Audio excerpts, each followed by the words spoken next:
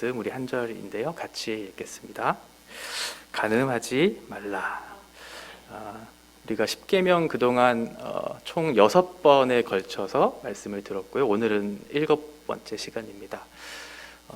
제가 수요일마다 이 십계명 말씀을 설교하고 있는데 아마 3월 중에는 다 끝내지 못할 것 같아서 제가 금요일날 한 번 더 설교하거든요. 4월 초에.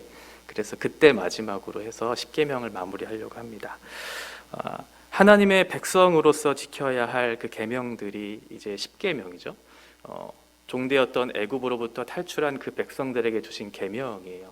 그래서 그 계명은 그 계명을 지킬 수 있는 사람은 하나님의 백성이죠.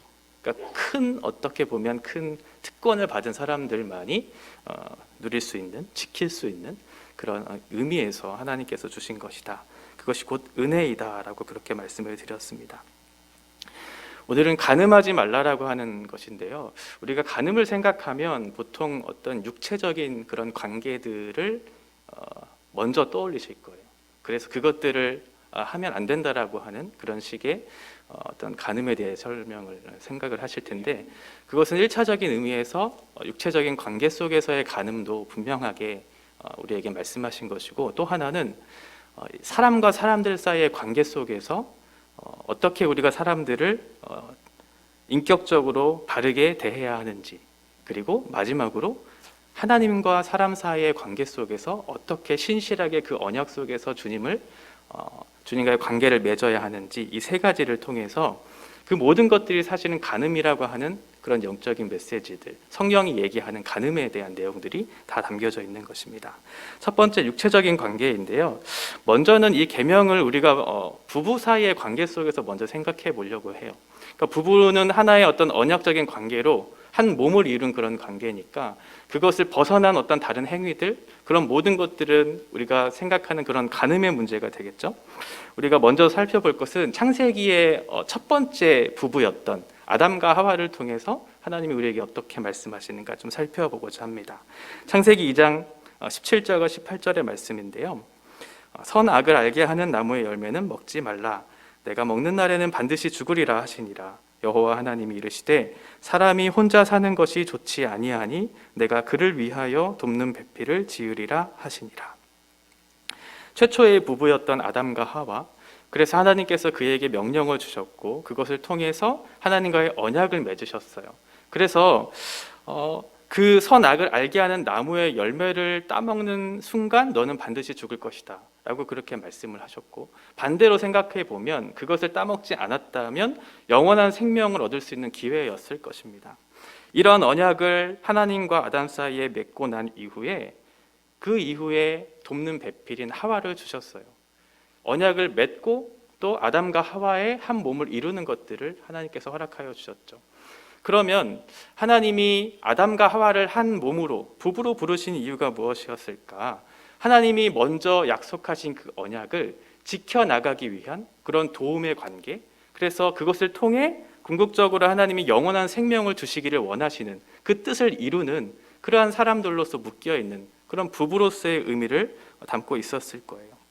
그래서 먼저는 그 두 사람이 돕는 자로서, 연합한 자로서 하나님의 그 언약 속으로 들어가는 것들이 첫 번째 그런 의무였을 것입니다. 그런데 우리가 알고 있는 것처럼 그것은 실패했고 그것이 우리에게 아픔들을 가져다 주었어요. 마태복음 19장 5절과 6절에 보면 이 부부에 대한 그런 메시지들을 주고 있는데요. 사람이 그 부모를 떠나서 아내에게 합하여 그 둘이 한 몸이 될지니라 하신 것을 읽지 못하였느냐? 그런즉 이제 둘이 아니요 한 몸이니 그러므로 하나님이 짝지어 주신 것을 사람이 나누지 못할지니라 하시니. 결혼은 남자와 여자가 한 몸이 되는 것이죠. 그리고 한 몸이 되는 것을 하나님께서 인쳐주셔서 그 증인이 되어주시는 관계 안으로 들어가는 거예요. 그래서 하나님께서 맺어주신 그 부부의 관계는 인간 스스로 나눌 수 없는 것이죠. 성경은 그렇게 얘기하고 있어요. 그러니 그 하나님께서 맺어주신 관계를 파괴하는 것들이 결국은 간음에 해당하는 것이겠죠. 하나님과의 관계를 파괴하는 것, 두 사람들과의 관계를 파괴하는 것, 이 이혼에 대해서 성경은 원칙적으로 금하고 있습니다. 그래서 하나님께서 맺게 하신 그 몸은 우리 스스로 나눌 수 없는 것이죠. 그런데 이혼에 대해서 두 가지 허용하는 그런 메시지들이 성경에 있어요. 하나는 음행이죠. 음행. 우리가 잘 알고 있는 어떤 간음적인 그런 내용들일 거예요. 마태복음 5장 32절에 보면 누구든지 음행한 이유 없이 아내를 버리면 이는 그로 간음하게 함이요 또 누구든지 버림받은 여자에게 장가드는 자도 간음함이니라 라고 얘기해요. 그러니까 음행이라고 하는 정당한 이유 없이 우리가 성격적인 어떤 차이나 경제적인 문제들로 인해서 서로 갈라지는 것은 성경에 얘기하는 그런 올바른 태도는 아닌 것이죠. 그런데 음행의 사유가 있어요. 부부로 맺어진 그런 관계들을 벗어버리고 다른 사람과 그런 관계를 맺는 것, 그것을 통해서 그 가정이 깨어지는 그런 관계가 되었다면 하나님께서 허용을 해주시는, 예외적인 허용을, 이혼이라고 하는 것들을 허용해 주시는 그런 말씀인 것이죠. 또 하나는 배우자로 인해서 내가 하나님 앞에 바로 신앙을 바로 세울 수 없게 될 때, 그럴 때도 한번 예외적으로 이혼을 허용해 주는 그런 본문 말씀이 있습니다. 고린도전서 7장 13절부터 15절까지는 어떤 여자에게 믿지 아니하는 남편이 있어 아내와 함께 살기를 좋아하거든 그 남편을 버리지 말라. 믿지 아니하는 남편이 아내로 말미암아 거룩하게 되고 믿지 아니하는 아내가 남편으로 말미암아 거룩하게 되나니 그렇지 아니하면 너희 자녀도 깨끗하지 못하니라. 그러나 이제 거룩하니라. 혹 믿지 아니하는 자가 갈리거든 갈리게 하라. 형제나 자매나 이런 일에 구애될 것이 없느니라. 그러나 하나님은 화평 중에서 너희를 부르셨느니라 라고 얘기하고 있죠. 배우자가 믿지 않는다는 이유로 내가 이혼을 해야지 라고 하는 것도 사실은 정당한 이유는 안 됩니다. 내가 불신자와 결혼을 했고 불신자와 살고 있어서 이 사람이 하나님을 믿지 않는다는 이유만으로는 이혼의 사유가 되지는 않죠. 다만 그 사람으로 인해서 나의 신앙이 미끄러지고 나의 신앙이 하나님을 향하지 못하게 될 때에는 하나님께서 예외적으로 허용하신다라고 하는 그런 내용이에요. 이런 예외적인 조항을 제외하고는 어떠한 경우에서도 이혼을 원칙적으로 금하고 있어요. 왜냐하면 하나님께서 맺어주신 그 한 몸, 그 언약 안으로 들어온 관계 속에서 두 부부를 끊을 수 있는 것은 없기 때문에 그래요. 그래서 우리가 어떤 우리의 형편에 따라서 이혼을 한다는 것은 하나님 앞에 범죄하는 것이고 그것은 곧 간음죄가 되는 것입니다. 부부가 갈라지게 된다면 두 사람의 문제만은 아닐 거예요. 두 사람이 헤어지면 두 사람에게도 큰 충격과 아픔이 되는 것이겠지만 혹 그 안에 자녀가 있다면 자녀들에게도 큰 상처를 받게 하는 것이겠고 또 사회적으로도 그런 어떤 여러 가지 문제들이 이 부부 가정의 깨어짐으로 나타나는 일들이 일어날 것이기 때문에 하나님께서 원칙적으로 이혼이라고 하는 것을 금하고 있는 것이죠. 이것이 간음이라고 하는 그런 의미에서 이혼을 금하는 첫 번째 이유입니다. 두 번째는 그런 육체적인 어떤 한 몸을 이루는 것뿐만 아니라 사람과 사람 사이에서의 관계 속에서도 간음을 얘기하고 있어요. 어떤 사람에 대해서 마음으로써 간음할 수 있다는 것을 얘기해주고 있는 것이에요. 마태복음 5장 28절을 읽어보겠습니다. 나는 너희에게 이르노니 음욕을 품고 여자를 보는 자마다 마음에 이미 간음하였다라고 분명하게 얘기하고 있죠. 그러니까 부부관계에서뿐만 아니라 다른 사람들과의 관계 속에서도 이 간음이 일어날 수 있다는 것을 얘기해주고 있는 거예요. 음욕을 품고 있는 것만으로도 여자를 향해 내가 어떤 다른 잘못된 욕망을 품고 있는 것 자체만으로도 간음하는 것이다 라고 얘기하고 있죠. 여자를 품는 것, 보는 것이라고 얘기하니까 여자들은 좀 예외적인 것이다 라고 생각할 수 있는데 그렇지는 않을 거예요. 남자들이 여자를 보면서 음욕을 품는 것과 동일하게 여성들도 남자를 보면서 그런 음욕을 품을 수 있게 되는 것이죠. 어떠한 사람에 대한 음욕을 품는다는 것은 어떠한 의미겠어요? 그 사람이 아름답게 하나님의 존재로 하나님의 형상으로 지음받은 그런 사람인데 그 사람을 그 사람답게 인정해주지 않는 그 사람의 존재를 부정하는 지난번에 말씀드렸던 인격을 무시하는 그런 행동이겠죠. 그 사람을 하나님의 형상으로 아름답게 빚은 존재로 여기고 받아들여야 되는데 단순히 저 사람을 보면서 나의 내적인 외적인 그런 성적인 쾌락의 대상으로만 생각하면서 그 사람을 바라본다면 그 사람의 인격을 무시하는 것이겠죠. 하나님의 형상으로 지음받은 그 존재를 바르게 대하지 못하게 될 것이에요. 그러니까 부부 사이의 관계 속에서 성적인 문제, 육체적인 문제뿐만 아니라 마음속으로부터 나오는 그 사람에 대한 성적인 어떤 음욕들, 또 뿐만 아니라 더 나아가서는 그 사람에 대한 모든 인격적인 어떤 모독, 무시, 이런 모든 것들도 포함하는 개념일 것입니다. 제가 청년부 사역을 하고 있기 때문에 이런 위험에 노출될 수 있는 그런 자리에 사실은 제가 있는 것이거든요. 그러니까 제가 주변에 있는 사람들이 사역하는 여러 이야기들을 듣게 되면 실제적으로 이런 일들이 일어나요. 교회 안에서. 그러니까 청년부 안에서도 그런 일들이 일어나고, 또 청년부뿐만 아니라 이런 장년부 안에서도 이런 실제적인 그런 일들이 일어나는 것들을 발견하게 되죠. 단순히 그 사람을 보면서 아름답구나라고 생각할 수는 있어요. 예쁘다, 아름답다라고 생각할 수는 있지만 그것이 잘못된 것은 아니니까요.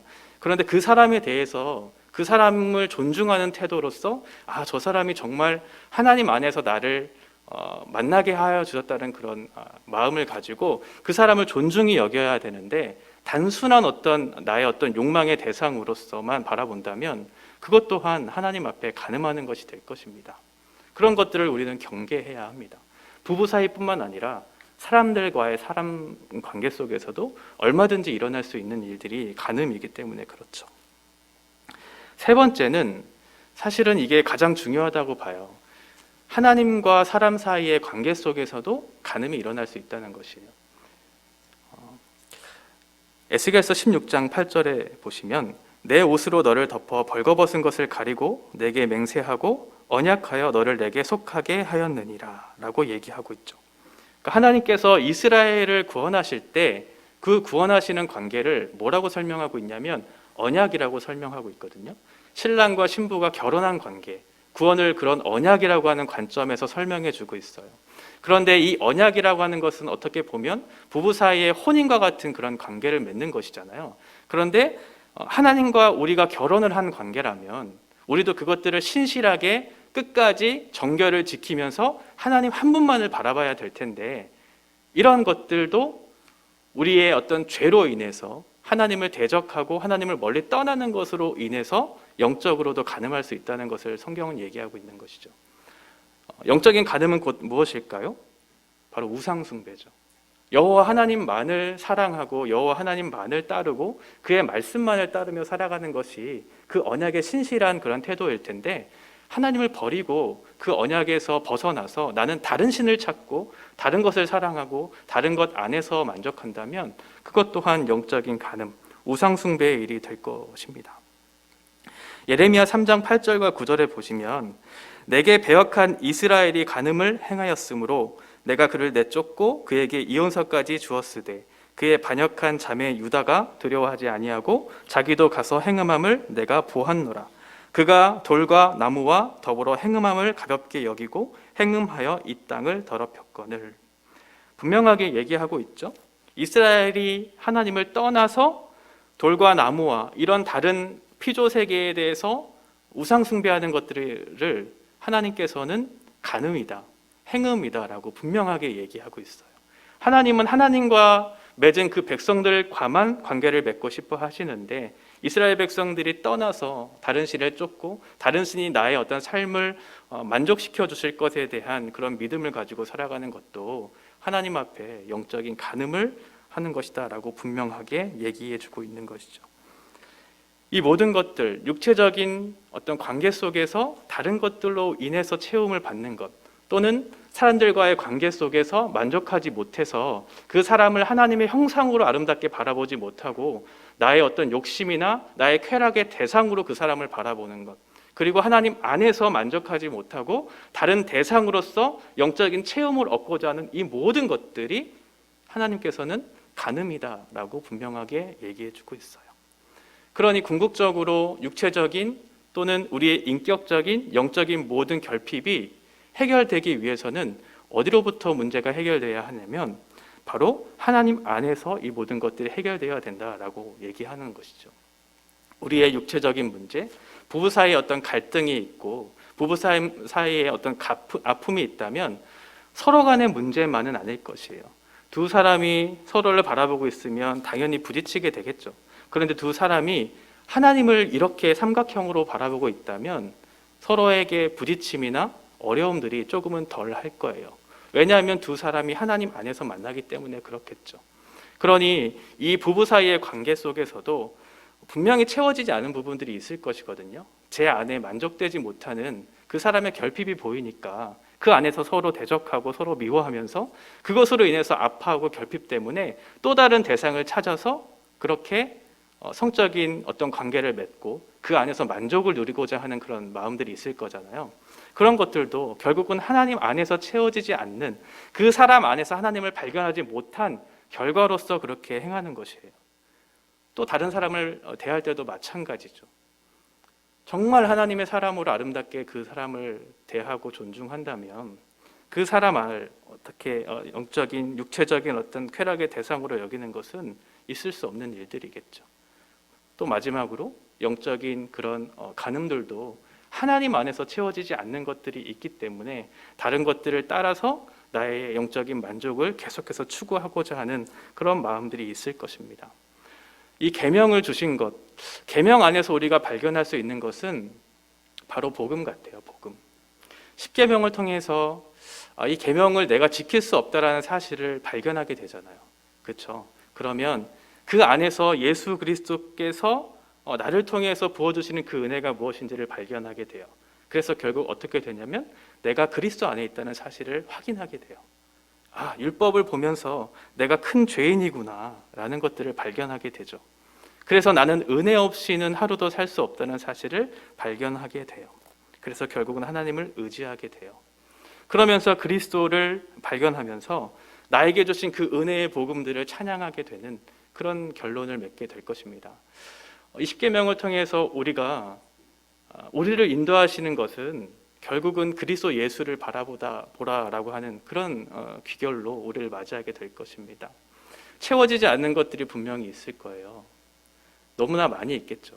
그런데 그리스도 안에 있다면 그리스도께서 나의 육체적이고 어떤 정서적이고 영적인 모든 체험들을 하나님께서 부어주신다면 그 안에서 결핍이 일어나지 않을 것이고 서로가 서로를 대할 때 우리의 육체적인 눈과 마음으로 서로를 바라보지 않으므로 그 사람을 존중할 수 있을 것이고 하나님을 전적으로 신뢰함으로 그 안에서 만족함을 누리게 될 것입니다.